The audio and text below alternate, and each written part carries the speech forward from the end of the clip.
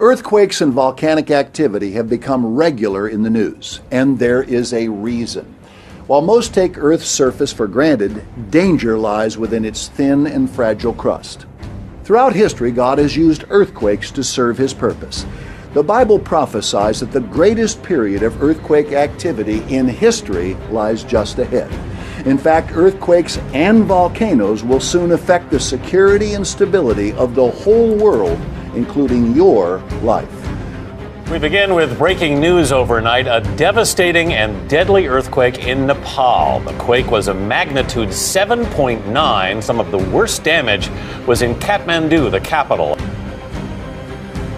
The Nepal government says at least 597 people are confirmed dead, adding that report from multiple cities.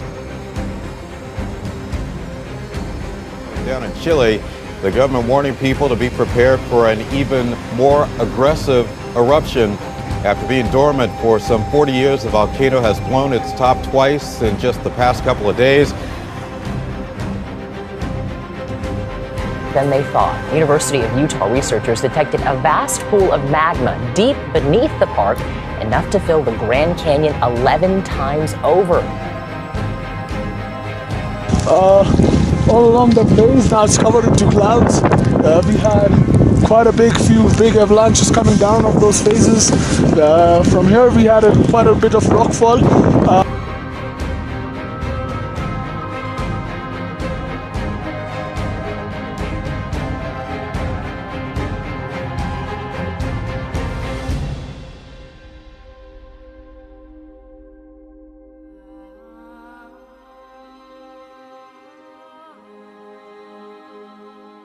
This morning, geologists are closely watching a volcano in Chile that has erupted twice in 24 hours. Another eruption might be looming. Carter Evans shows us the dramatic eruption that dumped more than a foot of ash on some towns. The eruption from the Calbuco volcano came with little warning, spewing a mushroom cloud of ash and smoke more than 6 miles up into the sky above southern Chile. A second blast, less than 24 hours later, put on a dazzling display as lightning bolts of static electricity shot through the orange plume of smoke. Calbuco hasn't erupted in more than 40 years. We had to rush out, this woman said, because within 5 minutes, rocks were falling on the house. She was one of more than 4,000 people evacuated from within a 12-mile radius of the volcano, which showered nearby communities with ash. Officials are now concerned it could cause respiratory problems and contaminate the water supply. We're hoping that the wind will shift, giving us a chance to begin the necessary cleanup, said a local mayor. We're praying that the volcanic activity will be as short as possible. The ash cloud is so big it can be seen from space. Chilean government meteorologists say northeasterly winds are carrying the ash toward the capital city of Santiago, and it's already reached Argentina. And now geologists are warning people to prepare for a third eruption. For CBS This Morning, Carter Evans, Los Angeles. Incredible. Scary stuff. Yeah. Note to self, don't live near a volcano. Yes. Just throwing it out there. Like a sleeping giant rudely awoken, the Calbuco reminded Chile that 43 years of lying dormant is just a catnap in the life of an active volcano. The more than 10 million-year-old volcano erupted suddenly late Wednesday. Now, many of the 4,000 residents of Ensenada who were forced to evacuate were briefly allowed to return to the so-called red zone to check on their homes and clear roads and roofs as best they could. I came to remove the ash from the roof so it won't collapse. We are nervous and don't know when we will be able to return home. A state of emergency remains in effect in towns and cities near the Calbuco. The volcano is very unstable and it could erupt again. Actually, it is still in eruption, but I mean it could be larger lava flows, mudslides and explosions that could put people's lives at risk. As the Calbuco continued to belch huge clouds of volcanic ash in the direction of neighboring Argentina, where air traffic has been severely disrupted, here, volunteers distributed food and water to those trying to salvage their belongings, or simply find their pets. These cows are sitting in what 48 hours ago were lush green pastures. Now they and other livestock are also being evacuated. There are at least 600 animals that we need to take elsewhere because there is too much ash and they will starve if they remain here. Most of this volcanic ash actually looks and feels like a collection of little stones, as you can see. Absolutely everything here is covered in it. But the worst part isn't trying to clear this all away, which could take as long as a year. It's the uncertainty about whether the Calbuco volcano will go back to sleep or whether it will erupt again at any time. That's something experts tell us only the volcano knows for sure. Lucia Newman, Al Jazeera, Ensenada, Chile. Well, it seems the worst might not be over for people living near the Calbuco volcano down in Chile.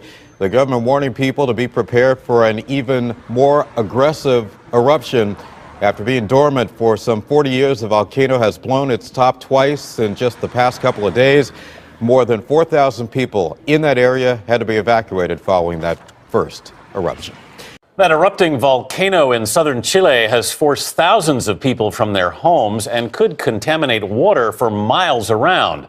The first eruption was captured on video on Wednesday. It was followed by a second eruption, and the Chilean government is warning there could be more. Here's Michelle Miller. The back-to-back eruptions of Chile's Mount Calbuco, less than 24 hours of each other, came with little warning, forcing the evacuations of nearly 4,500 residents. A state of emergency was declared. Hiker Waldo Flores was trapped on the mountain. I tried to stay above ground, he said. The explosions were frequent and very strong. Dramatic video shows clouds of gas billowing 9 miles into the atmosphere, creating an amazing display of lightning. That ash came back to Earth, covering homes and vehicles. But scientists are watching closely for a different reason. Volcanic gases have been shown to have a cooling effect. The massive eruption of Mount Pinatubo in 1991 lowered global temperatures by as much as 1 degree.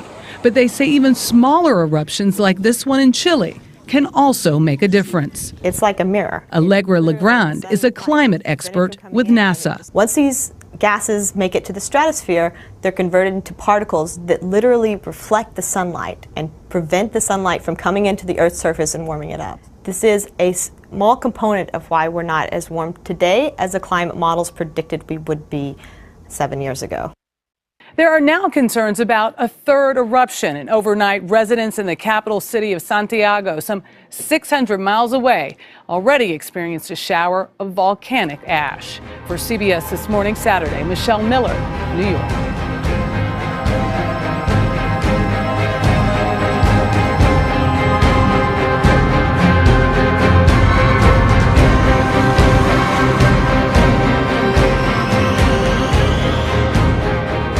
The effect of this eruption has now reached the Argentine capital here in Buenos Aires, where many major airlines have been forced to cancel flights from the US and from Europe. But of course, the main affected region is nearby the Calbuco volcano.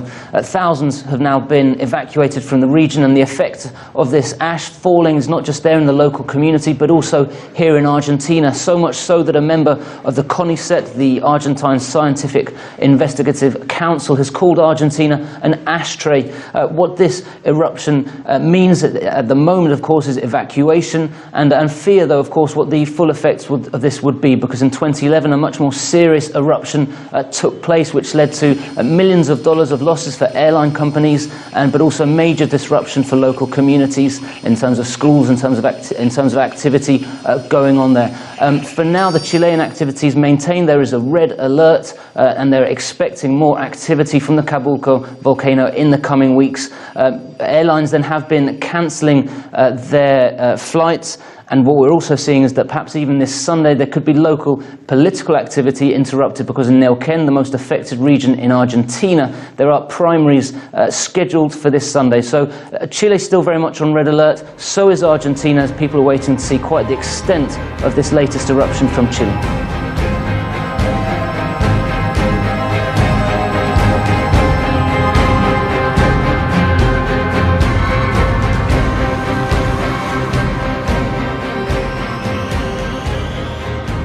We begin begin with breaking news overnight. A devastating and deadly earthquake in Nepal. The quake was a magnitude 7.9. Some of the worst damage was in Kathmandu, the capital. A police spokesman says the death toll could be more than 100.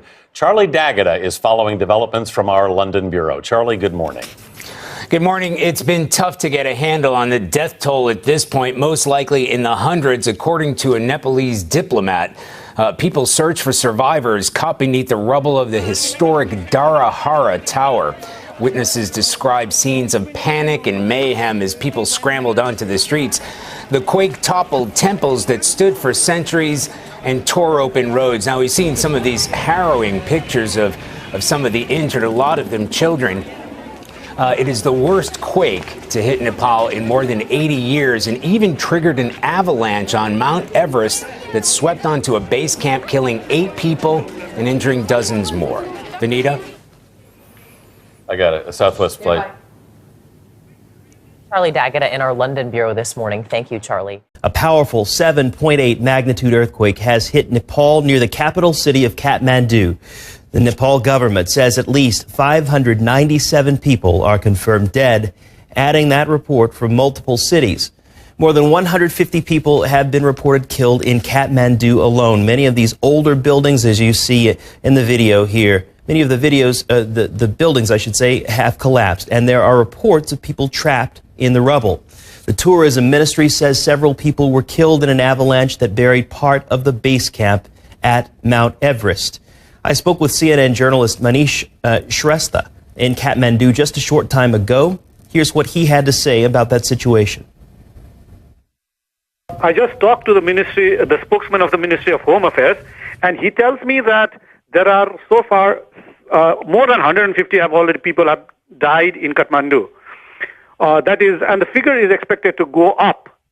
And the government is still making an assessment about the amount of damage and the number of casualties that have happened because of the earthquake. There is an emergency cabinet meeting that is going to meet soon, and it is going to decide whether the government is going to ask for international aid to cope with this disaster. The death toll is expected to go much higher because the information still has not come. And there have been 2 people who have died at Everest Base Camp as well. This is the peak mountaineering season, and the government is still collecting information. According to the Nepalese government, the number of deaths has risen to 688. The exact number of those injured is unclear at the moment. According to the China Earthquake Network Center, a massive earthquake with a magnitude of 8.1 struck 80 kilometers east of Pokhara in Nepal at 6:11 GMT at a depth of 20 kilometers. The quake was felt in India, Malaysia, Bangladesh, and Tibet in southwest China.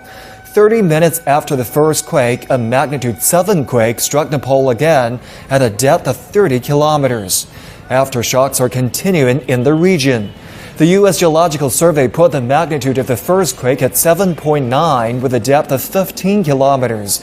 At the main hospital in Kathmandu, people with broken limbs were being rushed in for treatment. Many were being treated outside the building. Temporary medical camps have been set up in the capital city. The earthquake shook buildings in the capital Kathmandu, and various buildings, including the walls surrounding Nepal's royal palace, collapsed. In Kathmandu, Dharahara Tower, a historic tower built in the 19th century, collapsed and dozens of bodies were found. The tower was a historic landmark that had been open to visitors for the last 10 years. It was not immediately clear how many people were in the multi-story tower when it collapsed. Kathmandu International Airport has been closed for safety reasons after the quake. Meanwhile, the Chinese embassy in Nepal has confirmed 2 Chinese nationals were killed in the earthquake. The energy released by the 8.1 magnitude earthquake is 1.4 times higher than that of the Wenchuan earthquake in China back in 2008.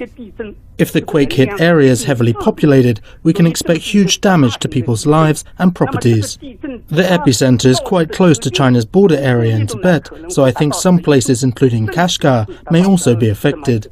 Since the 2008 Wenchuan earthquake, which was affected by the movement of the Indian plate, that area has seen frequent and intensive tremors. The May 12th quake in Wenchuan was 8.0 magnitude, and the one on April the 16th in 2013 at the border of Iran and Pakistan was 7.7. All of the quakes were at about 8.0 magnitude, reflecting how active the Indian plate is in that area. So maybe this intensive movement will last for a period which should be given high attention.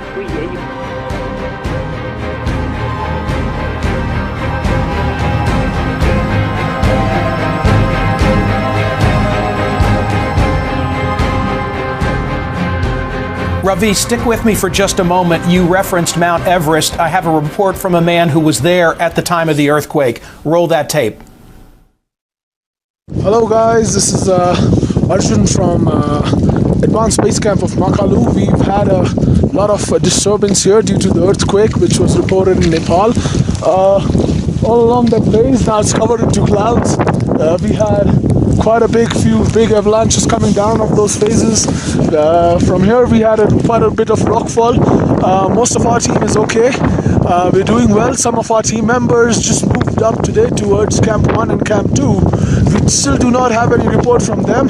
We're trying to get in touch with them. Some people have gone up towards Camp 1. We should hear from them soon. I hope all is well up there. See you. Ravi, the earthquake struck at about midday local time. Not that there's ever a good time for an earthquake to strike, but what type of customs, what type of local activities were people engaged with midday on a Saturday?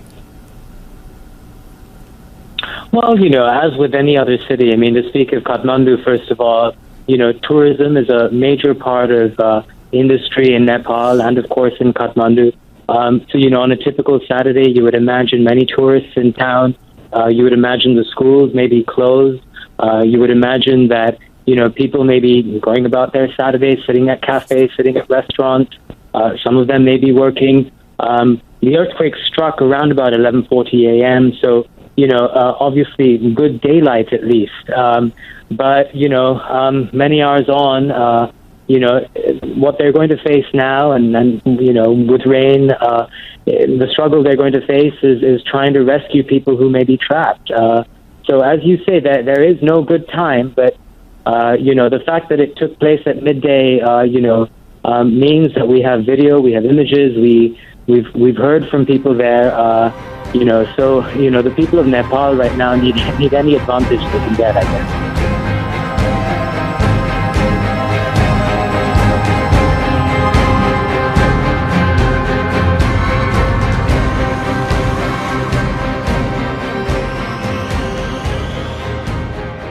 Impressive as that eruption is, it is just a hint of what's brewing right here in the U.S. Scientists have long known that Yellowstone National Park sits atop a huge supervolcano. But what they've discovered is that it's bigger than they thought. University of Utah researchers detected a vast pool of magma deep beneath the park, enough to fill the Grand Canyon 11 times over. Jeffrey Kluger is Time Magazine's senior science editor. Good morning, Jeffrey. Good morning. So tell me, this place that everyone goes to take selfies is really sort of like a ticking time bomb. It is a bit of a ticking time bomb. This reservoir of magma, as you say, could fill the Grand Canyon multiple times over. If it blew, it would cover parts of 3 states, Wyoming, Idaho, and Montana. It could enter the jet stream and, as a result, ground air traffic in the same way the 2010 Icelandic volcano did. It could also cover the Earth with sort of a slightly sky-darkening blanket, briefly affecting climate. Think about the Mount St. Helens explosion in 1980, and now multiply that by 1,000. It's been down there, Jeffrey, for 17 million years. We've just figured it out. So finding this, what does that tell us, finding this? Well, first of all, it tells us how this volcano, the long-term life of this volcano, could be a very, very long-term life, because the deeper caldera feeds the higher caldera. So even if there was a smaller blast tomorrow and the top canyon was out of juice, the bottom canyon would simply fill it up. I don't want to add more doom to doom, but I'm curious, do we now have a complete idea of exactly what's under the surface, or are we still, there could still be more? No, we do have a complete idea, and the way they did this was very elegant. There are hundreds, even thousands of small earthquakes in that region in the course of a year. So with an array of 80 seismometers, researchers from the University of Utah sort of took I think of it as a subterranean CAT scan, because seismic waves move a little more slowly through hot rock than they do through cold. So when you analyze that, you suddenly got a complete picture of this enormous caldera beneath the ground. There have been 3 giant eruptions in the past 2.1 million years, with the last about 640,000 years ago. I think I remember that one. That's right. But so when do we expect the next one? Well, here's the thing. It's a fairly accurate science predicting when these things are going to blow, but only in the short term. We can say within a few weeks, a few months. But when you're predicting out to a scale of tens of thousands of years, that's different. Now, the next one should come within 60,000 years if this blows every 700,000. But the problem is 60,000 out of 700,000. We're in a misdistance of 9% here, so we could have some problems. Will this new discovery lead to better estimates of future seismic and really just volcanic hazards? It will, and it will for 2 reasons. First of all, because it helps us better prognosticate what's going to be happening or could happen in Yellowstone. It also provides techniques to look at other supervolcano sites around the world. The way I like to look at this one is this volcano is very unlikely to present a problem in your lifetime, in your grandchildren's, great-grandchildren's, unless it does. So I shouldn't be worried walking around Yellowstone that the ground is going to... Exactly. Unless it Not does. this week, anyway. That's reassuring, Jeffrey. Yes. Thank you.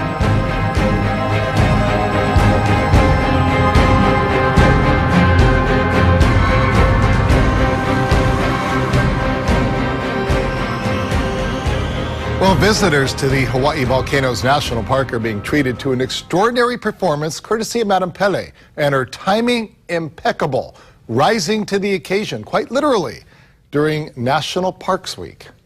The lava lake inside Halemaumau crater has risen to heights never seen since the latest eruption first began back in 2008. The molten lava usually boils about 150 feet below the rim's surface, but last night and again this morning, the lava rose to within 20 meters, or about 66 feet below the surface, and occasionally splattered up over the top. Well, the glow is great, but it's kind of a quiet thing. And so now with the rise of the lava level, it's kind of melting or, making the rocks explode when they're being hit with the lava. And so it's quite the audio experience up there now, with rocks crashing and big booming sounds and popping sounds. It's really cool. Visitors to the park have been treated to the nightly glow show for years. Now Mother Nature has taken the already spectacular event and kicked it up a notch. So you can actually see the lava from the lava lake, little bits of the edge. If it rises higher, we'll be able to see even more, and that's really exciting, because when it's deeper down, 100 to 150 feet or so, we can't see it. We can only see the glow that it casts on the clouds and on the plume of gas and ash. So being able to see the actual lava lake is really, really exciting. Farrakane believes the best viewing is before the sun comes up, because she says the park is so quiet, you can experience all the sights and sounds of the lava glowing and exploding.